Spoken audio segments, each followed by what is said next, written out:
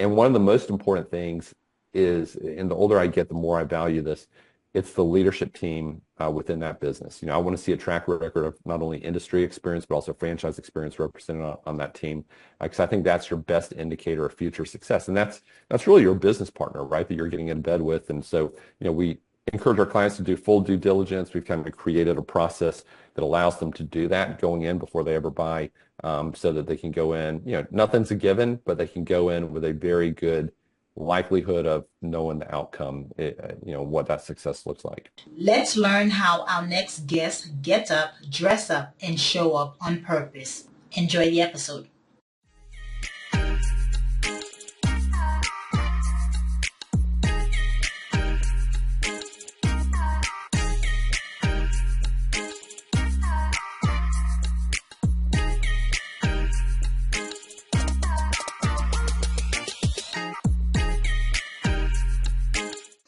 Hello, morning enthusiasts. Welcome to the Best Morning Routine Ever podcast. I am your host, Dr. Lunid, and today I am elated and really thrilled to have Jon Ostenson to the show today. He is a top 1% franchise consultant with various years of experience in the space, multi-brand franchisee, and the founder of FranBridge. Now, he is a former president of Shelf Genie and VP of Sales at Carter's. Now, he brings deep expertise in business growth and franchise operation. With a background in consulting at Accenture, Jon now helps entrepreneurs achieve financial freedom through franchising. And I'm really excited about this because that's just a huge opportunity, and there's a lot of loopholes, but knowledge that's missing in that space on how to get started. So I'm really excited to have him on here to help clarify some of the confusion around franchising and how to go about it. So with no further ado, Jon, welcome to the show. Hey, thanks so much for having me. Excited to be here. Yes, absolutely. It's my pleasure. So you've been in this field for quite a bit. What got you started and said, I want to get into franchising? Yeah, like so many of your listeners, I spent many years in the corporate world working for the man and, helping someone else build their empire, and always had that desire to build my own, but didn't know what it looked like, and frankly didn't have franchising on my radar at that time. And I really, was blessed to kind of stumble into it almost a decade ago. Had the opportunity to leave a large public company and step in as the president of Shelf Genie franchise system and support owners all across North America, and help them become successful. And that's really where I fell in love with the franchise model, just seeing firsthand, all these diverse backgrounds, how they could step into business ownership through a shared system and all the support that we provided. So long story short, I ended up spinning off a Shelf Genie eventually with the founder. We invested in franchises ourselves. So I'm actually a multi-brand franchisee. So now I've been on both sides of the table, and got good people running those businesses, and it allows me to spend most of my time helping others all around the country get plugged in and identify the top opportunities for them in their markets. Yeah, and I'm sure you get tons and tons of questions on how to get started. How do you do it? And so let's talk about, let's take let's peel the layer a little bit and talk about what franchising looks like, what it is, because it is a wealth building structured enterprise. And so a lot of people are not aware of how to get started in that space. It may seem too grandiose, too big for the average person, but please shed some insight on that. Absolutely. So franchising isn't right for everyone. Some people are too entrepreneurial and they want to put their thumbprint all over a business. But my humble belief is that for most people out there that are looking to become a business owner, franchising is a better path to do that. And roughly half of our clients are looking to step in and maybe leave their day job and run the business themselves as a franchisee. The other half are looking to put a manager in place to run the business for them. A lot of these franchises allow for that. And, the success really comes down to having a good manager running the business, right? The buck still stops with you as the owner, but that is very doable in franchising because you've got this great support team on the sideline. So within franchising, it's just like any industry. You're going to have good players. You're going to have ones that aren't as strong. And that's where we come in to help our clients identify those that will provide them with the best support, the best chance at success. And, at its core, what franchising provides, first off, I'll say on the negative side, you have to stay within the lines. You can't go crazy. You've got to follow the playbook. But for a lot of people, they see that as a positive because This is a business that's been proven out in other comparable markets, and now you can bring it to your market and you execute on the playbook. And you've got a coach on the sidelines and that franchisor supporting you. You've got a built-in team supporting you. You've got a community of other franchisees all across the country that are living the same thing day in, day out. So you're exchanging best practices. Obviously, you get synergy from bulk buying of services and goods, and you're a part of a larger system. And so there's a lot of benefits to it, but people need to go in eyes wide open and understand, is this a good franchise system? Will it provide, essentially for what I'm looking for and complement what I need? Hmm. Yeah, because it does work having that structure because it's already working. It's been working for years, and so you're coming in and just kind of plug in and run it. And how expensive it is to get involved. Yeah, I just had clients that bought 10 trampoline parks the other day, and those are about 3.5 million each. So we do have some of those types of deals out there, but most of our clients, when you look at the franchise fee and the startup cost and several months of working capital, essentially you're all in investment, oftentimes you're in the 150,000 to 300,000 range. Most people are not paying all cash. I would say, if you don't have liquid capital of at least 50 or 60,000 that you could put towards the business, it's probably not the right time to step out just yet. You don't want to stretch yourself too thin. But most people will put in maybe 50 or 60,000 of cash, and then they'll use an SBA loan from a bank. And we have a lot of lending providers that help our clients. Obviously, banks prefer lending to franchises versus startups. Just the success rate is so much higher. So that's very, very common to use leverage to kind of fund the business. Some people will use an old 401k from a previous employer. You can roll that over through what's called the ROBS program and purchase the business that way as well. Okay, so there's multiple ways to get in the door. Let's talk about the risk. You mentioned that banks are, it is more leaning more towards lending towards franchise than startup because of the risk that is involved with the startup and not proving track of it working or product validation, all that good stuff. Let's talk about the financial risk and potential returns compared to starting a business versus franchising. Yeah, there's a lot of stats out there that show the success rate of franchises versus startups, and it's pretty compelling when you see them. And I don't want to give numbers just because, again, I see different numbers from different sources, and I don't know how accurate it is. But directionally speaking, franchises succeed at a much higher rate. Now, I don't want to sugarcoat it. It still takes work, even within a franchise system. It takes a lot of work to get a business going. And if it was easy, everybody would be doing it right. But with business ownership, you get what I call the trifecta, and that is you're building cash flow, you're building an asset that's going to have an exit value down the road. If you run it halfway decent, right, you'll be able to sell it. But you're also getting tax benefits. The tax code was written in favor of business ownership because the government incentivizes people to create businesses and hire employees.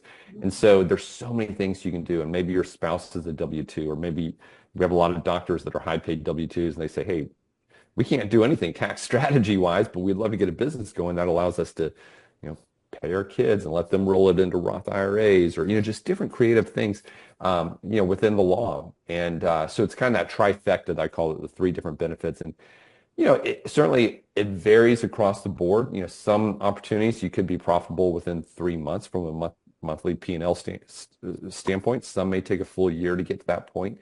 It depends on a variety of factors, including your involvement in the business and how you kind of structure it from the beginning. But some of these opportunities, it's pretty eye-opening when you look at the types of returns that can be delivered on your invested capital. Because again, from a sheer number standpoint, you're also putting in some sweat effort, right? Hmm. And so you're putting in a little more effort, but you're also have the potential to make a much higher return. So, a lot of opportunities maybe are in that 15 to 20% margin standpoint. But when you look at what that means that's percentage of revenue, but when you look at what they invested originally, I mean, that could be 50% plus, on a return standpoint. But again, you have to take into consideration you're putting effort and time into the business as well. Yeah, and so best potential for long-term success. What would you identify those as? Yeah, we work with companies, over 600 different franchises. And I'll say this, it's entirely free to work with us. We're like a real estate broker, but for franchises. So we simply get a referral fee from the brands on the back end. None of that's passed on to our clients. But what I'm looking at, is if I'm in my client's shoes, Joe in Dallas, and Joe says, hey, here's my background, here's the role I'm looking to play in the business, maybe here's some interests of mine, here's some needs I may see in the market. Most of our clients say, hey, we're an open book. We don't know what we don't know yet. And so I'll typically take them through 10 or even 12 opportunities that are open in their market that from my perspective could be a really good fit if I was in their shoes. And we'll look at different industries. We'll look at things like home and property services. That's really popular. Health and wellness, categories like kids, pets, seniors. We'll give them really good variety to look at in different price points. But some of the key things to your question that I'm looking at obviously, the financial model's got to be there. There's got to be competitive advantages. How does this business compete with others in its industry? But then I'm also looking at what are current owners in their system saying about their experience so far. That's the beauty. You kind of go in eyes wide open. And one of the most important things is, and the older I get, the more I value this, it's the leadership team within that business. I want to see a track record of not only industry experience, but also franchise experience represented on that team. Because I think that's your best indicator of future success. And that's really your business partner, right? That you're getting in bed with. And so, we encourage our clients to do full due diligence. We've kind of created a process that allows them to do that going in before they ever buy, so that they can go in, nothing's a given, but they can go in with a very good likelihood of knowing the outcome, what that success looks like. Yeah, and so you have reports on across the country, right? You have reports of franchises, most of them. So here in California, we have Chick-fil-A and Ike's. And a lot of people think of, when they think franchises, they only go to fast food or these casual eating places. And so you just mentioned there's pets, there's all these other ones. What are some of the surprising, unexpected franchise opportunities that are out there? No, it is funny when you say the F word franchise. People do Yeah. associate it with fast food. And so that's why I wrote a book, which I'm more than happy to share with all of your listeners, but non-food franchising, because oftentimes people overlook the fact there are all these other opportunities. And we've got nothing against the food guys. We need them, we support them. But my humble belief is there are easier ways to make money that oftentimes require fewer employees, less operating hours, maybe less capital investment. They're less susceptible to consumer whims. I always say frozen yogurt was big until it wasn't, right? And so I don't like changing customer whims. So oftentimes we're looking at things that may be a little less sexy or at least less trendy. Um, you know, Things like in-home senior care. We've done a lot of placements there. I mean, that's a very much a needs-based business. Youth soccer. People are always going to spend on their kids. Or maybe it's uh, uh, tutoring. So many different. I mentioned the trampoline parks. So many different ones in the Yeah. kid space. Pets. It could be pet boarding, pet grooming.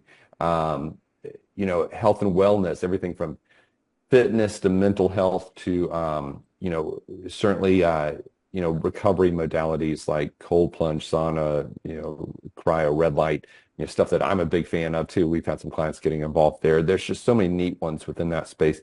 But a lot of people like home and property services, whether it be flooring or roofing or painting or things like dumpsters or I'll just mention some of the ones that I own. I've got an asphalt paving and line striping business. So think parking lots. I've got another one that provides temporary walls like containment walls around renovation projects and construction sites. I've got another one, and I just have a handful. I'm just mentioning these, but I've got one that in the health and wellness arena. It's a retail customer facing, storefront. And we use 3D printing to create custom insoles like orthotics for your shoes. And we sell some sandals and running shoes as well. So there's such diversity and so many different niches that, again, you don't think about until you see them. Yeah. And having hear you say that, I think those things are needed. They're long term, right? Because living, I mean, a lot of our generations are getting older. And so there's always going to be a need for it in that space. And the whole roofing and housing and walls that you mentioned. And so if you're thinking long term, think of something that is not, as you said, trendy, that's not going to go out of business. There's always going to be a need for it. As we get older, as the time goes on, then that you're setting yourself up to be positioned well off. Exactly. Exactly. Yeah. Okay, so let's talk about you mentioned your book. If you bring it back up, let's talk about that a little bit. Then you mentioned some non-food franchisees. Tell us about some of the insights in that one. Yeah, so my goal was to pack as much content into 90 pages. So if you know nothing about franchising, let's get you up to speed and fill in some of those gaps in understanding. So in the book, I go through the different industries, funding options, go through some case studies of different returns. I talk about different clients of mine just as examples of their backgrounds and the things they got into. I talk about the legal side of it and just how to evaluate the FDD, the franchise disclosure document from every franchise system. We talk about just the roles of the franchisor and the franchisee. I've got some interesting chapters, one on franchising versus startups, kind of the pros and cons, and franchising versus buying an existing business. That's a big idea in the market today. Everyone wants to buy a business. It's like, first, it's really hard to find one that where the stars align. I have people reach out all the time, every single day, saying, I've been looking for 2 years, 3 years, trying to find a business, can't find one. Maybe I should look at franchising. So I cover that in the book too. But yeah, we'd love to share a free copy. Most of my clients have read it or listened to it. We also have the audio version by the time we get on the phone. So it just allows us to really, start out of the gate, with a little momentum there and cut to the chase. Yeah, get right to it and get the knowledge needed. For a lot of the franchises, is it imperative to work there prior to making the jump so that you kind of know the operational piece of it, the management, the people, you understand how the business runs? Is it effective to go that route? I don't think I've ever been asked that. Yeah, I'd say it's definitely not common. Well, that being said, I do know a lot of salespeople that work with the franchises, kind of they're what they call a developer. They're salespeople that actually do then buy the franchise that they're representing. They fall in love with it and see it from the inside out. So that is pretty common. But yeah, most of our clients aren't looking. Most of our clients are looking for independence. They want the freedom, the flexibility, that has the potential with business ownership. Again, you work hard, especially in the beginning. I don't want to sugarcoat it, but most of them are looking for that long-term path versus saying, hey, I want to go take another job working for the man, which you would be if you're on the franchise support team, right? So I'd say that's less common. Tell us about you mentioned you work hard. What does that look like? Is it more leadership once you get in? Let's say you sign the papers, you're going in. Is it leadership, putting the right managers in place, as you mentioned early on, putting in the right people and ensuring that you have buy-in in the structure, in the way that it is designed so that you can sustain it long term? What's the work that is initially required of the franchise owner? Yeah, certainly some of it varies by the system, and you go in, you talk to other franchisees, find out the roles they're playing in the business. If you have more of a sales background and you enjoy that, then maybe that's more of the role that you take early on. You're more of the tip of the spear, or at least hiring the salespeople, and then you've got a strong operations partner or person that you bring on board. Some people, the role would be reversed there as far as what they enjoy. So I think you kind of hire and play around your strengths. You kind of figure out what is the franchisor providing, what are the roles that I need to play. But yeah, ultimately buck stops with you. You're the owner. You're the leader. You know, Half of our clients do put a manager in place day one to run the day-to-day operations. And so these clients may be putting in 5 to 10 hours a week. It may take them 15 hours a week early on, right? So much of it comes down to having a good manager running the day-to-day, who you align your incentives and you support them from the sideline. And the nice thing is you've got a franchise team supporting them as well, and they can carry some of that daily support water for you, allowing you to keep your day job or your existing business. So it is very doable. A lot of our clients will buy multiple brands over time, and again, just kind of replicate that model of putting a manager in place. Obviously, if it's not a good manager or if the manager leaves, you're gonna have to lean in. It could cause some headaches, but if you have a good manager in place, it is very doable. And we have countless case studies of clients that are doing that. But ultimately, yeah, as the owner, buck still stops with you. You're reviewing the numbers, you're providing some coaching, that sort of thing. Mm-hmm. And tell us about Friend Bridge. And say somebody is listening and wants to get involved in thinking about it. Tell us about the services you provide. I know you say you do the research and it's free to come on board with you. Diving into that a little more. Yeah, so first off, we're affiliated with IFPG. It's the largest franchise brokerage in the US. We work with over 600 different franchise companies across different industries. And yeah, that being said, at any given time, there's probably 50 or 60 that I feel strongest about, just having been a franchisor myself. And I am, like I said, a multi-brand franchisee as well. But no, it's entirely free to work with us. So think of us as an executive recruiter or real estate broker. we get a referral fee on the back end from the brand. It's a sales and marketing cost for them. None of that's passed on to you. So again, using that analogy of Joe in Dallas, Joe calls up and says, "Hey, John, would like to explore opportunities. Not sure if now's the right time or, if it's the right fit." I say, "Hey, there's nothing to lose. Let's jump in." So I'll have a call, get to know them. I'll come back to them with opportunities that are available. I check availability before I present them. I'll take them through these opportunities. He'll say, "Hey, here are the 3 or 4 that resonated the most with me." I'll tee up conversations for him with those brands.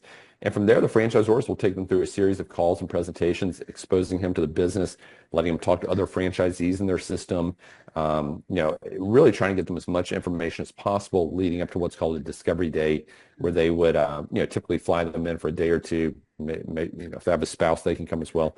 Get to know the culture, the team there at the home office, make sure it's a good fit, get all the questions answered. I'm always happy throughout the process to jump on touch base calls and can kind of hold their hand and bring in funding resources or have a franchise attorney review the agreement, or if they need a recruiter for some key personnel, we've got these types of partners that we can pull into. So it's really a one-stop shop. And to your point earlier, I mean, we leverage our relationships in the industry. We get to see kind of behind the curtain because if you just start Googling, companies pay to be on these top 100 franchise lists. There's just so much noise out there. And it's really important to have a trusted partner. I mean, in the same way you would if you were buying a home or if you're making a big financial investment, you have an advisor. I encourage people on, find a good franchise consultant. We feel that we do a pretty good job here. We've been ranked pretty high in the Inc. 5000 and such, but make sure you have a good partner to kind of guide you through the process. Mm-hmm. Well put. Good to know too. Let's change it up a bit. Let's talk about your morning routine. How do you get up, dress up, and show up?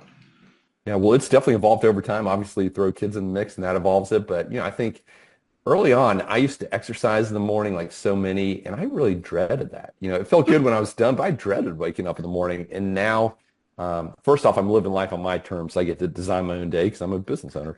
But I start the day typically, with some coffee, and then I'll have a big old jug of water with electrolytes in it, and kind of go hand in hand, and like to read the Bible and just kind of get in the right mindset for the day.